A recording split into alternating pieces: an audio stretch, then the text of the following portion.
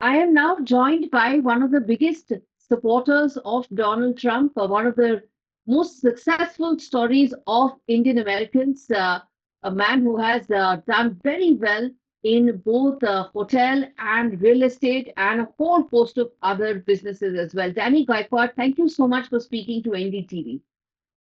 Thank you very much for getting me on NDTV. First question I want to ask you, sir, is you are one of the biggest supporters of Donald Trump. He has got a huge victory, a popular mandate also under him, and also, of course, the Electoral College victory. How did you, first of all, tell me you celebrated this victory? How did you do that?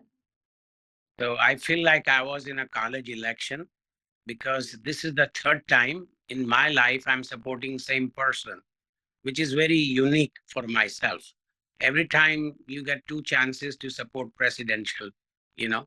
So I stayed up till 4 a.m. I wanted to make sure everything goes well, just crossing fingers, talking to friends. My wife was equally excited. She don't participate much in process, but she was so intrigued by the hard work of Trump that she and her old friends were at my house and they were like, wow, cheering. So we were up till 4 a.m. and then we fall asleep. Of course. You know Mr. Trump very well. Explain to us, talk to us about how you think his administration this time around will be different from Trump's earlier administration in 2016. So here's the thing. If you ever meet Trump in person, you will see by God two different Trump. One Trump is as casual as anybody you met in your life, really, one on one. And he cracks more jokes, and this is no lie, than any stand-up comedian. He has so many good things to say. He's so relaxed. He'll ask you, you want to stand, you want to sit, you want to talk. But most of the time, he will entertain you. And this is no lie to you. He will entertain you by different jokes and this, even though topic is serious. I had many occasions, I sat one-on-one with him, with the other very big dignitaries like governors and his staff, which is chief of the staff and like that. But he is totally different animal. Then another Trump you see on a television is completely different.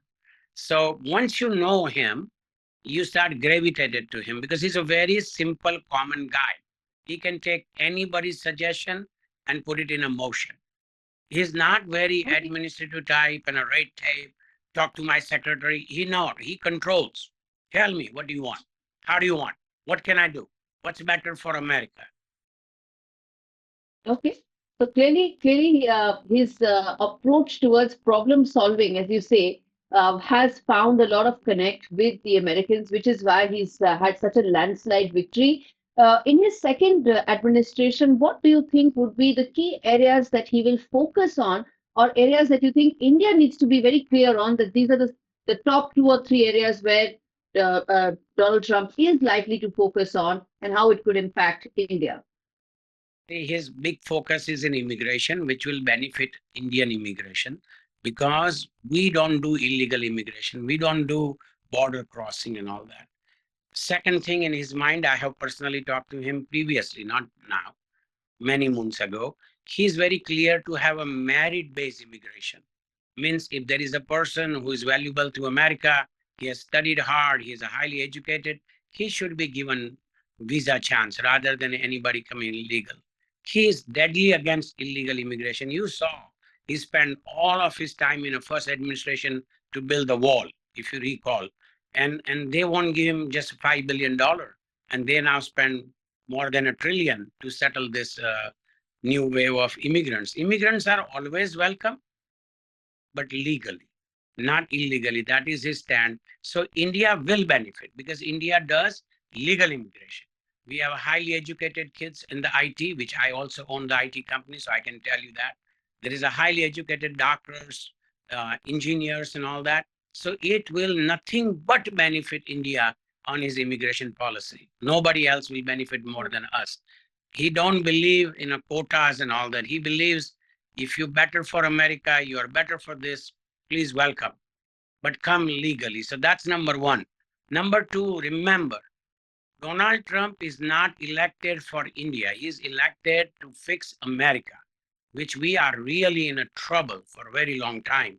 Really, really trouble since he left the office.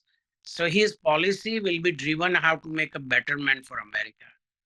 It will be unwise to think that Donald Trump is elected by Indian Americans. Donald Trump is elected by Americans. He's for America. His all the agendas will be for America. And he So never you're a very lied about. powerful voice in the Indian American community. You're a very powerful voice in the Indian American community. I thought you will say that this community is now extremely significant in the political calculations of America.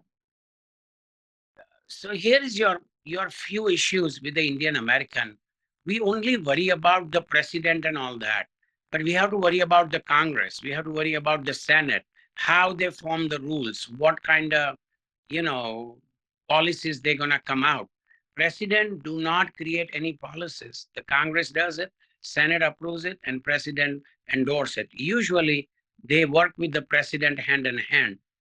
But it is not like India that one guy gets up and move in the mornings and fix everything. No, it is a value machinery. You saw it. The entire media was against him. 97%. They say he's this, he's that, he's gonna kill. I just don't know where they're coming out from. But I'm sure American people understood and they voted for him. But they didn't voted for him. They voted him landslide. Unbelievable. It is even I Yes, didn't imagine. I knew he will win, but not like this. Almost I was watching yes, this morning. 1,000 counties had he had a lead. Can you imagine that? 1,000 of counties, not few thousand. yes. So it's just the mandate is clear. He promised to Americans to fix America. Okay, what is our benefit? If he fixes China, India is absolute. Yes. But we should be ready to take care of that benefit. We cannot Are you wait. think? Do you think he'll fix China? Do you think he'll fix China? 110%. He never lied about it. And I'll tell you, my very personal friend, personal, who may be the Senate president, he has passed so many mandates against China. He was my ex-governor of Florida, and now he's a senator. He had nothing but China. Just last month, they passed the law that no medicine from China can be bought by any defense department. That is just a one step. Can you imagine opportunities so huge for India? Whether it's a Yes. semiconductor, whether it's pharmaceutical, anything.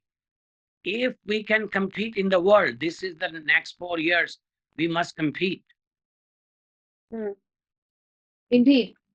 You mentioned that we should be ready to be able to exploit the opportunity if it comes. I'm going to come to that in a bit. But first thing I want to ask Mr. Gaekwad is the fact that coming back to the Indian American community, as someone who's a very significant member of this community, tell us, did the community this time around back Donald Trump in a major way? Because some of the polls indicated that there is a shift that has taken place from the Democrat camp to the Republican side. Did you see that? Has that happened? I can tell you this, the last election, it was 80-20. 80% Indians always voted for Democrat. Whether this election, last election, before. I do not have numbers as of today. It's only less than, few hours, maybe 20 hours or less. I do not have the numbers, but I will share with you that how Indian Americans have voted. Last in 2022 election, it was very little voting done by Indians. They don't go and vote, they talk, but they never act. That's my problem. We should, every vote should count. I must have called 1,000 plus people personally and in my groups of at least 100 that please vote. Whether you vote Democrat or Republican, vote because your vote counts. We don't vote, we talk. That's our problem. Hmm. But this election, I personally think, the way I have received 500 to 1,000 messages, looks like Indian did participate very well. And I saw this morning That's good to numbers know. from the Jewish coalition that 45% first time Jewish people vote for Trump, which is really ungodly number because they realize what is Yeah. on the stake. We have not realized what can be on the stake. That's very significant. And yes, we wait for some of those numbers to come in. Then let me ask you one thing that as someone who knows Mr. Trump very well, how important do you think his bonhomie, his camaraderie with Prime Minister Modi be in taking some of those measures, which many feel could be difficult for India as well? If he starts putting those tariffs, the Indian industry will also be impacted. But how significant do you think Donald Trump's equation with Prime Minister Modi be in being able to find a middle ground to some of these issues? So this is what you're talking about trade, right? Give and take. This is not the personal relationship. This is the trade relationship. Every country has a relationship. Every country, whether it's America, France, Britain, or China, they want to promote their product. And India is no different. America is no different. But what helps? The good relationship, cordial relationship makes negotiation more easy than a harsh. So the difference is that the give and take will be very easy. Does that make sense to you? Because if you have a bad relation and now you're negotiating, it's a really bad negotiation. But if you have a good relation, you can always negotiate better. Now it is up to India. How do we want to negotiate with them? What we want to allow them and what we want to sell them. Does that make sense? It does, yes. Negotiations need not be very messy and ugly if there is some sort of a rapport between the two leaders, and that's what you're saying. And I agree with you there.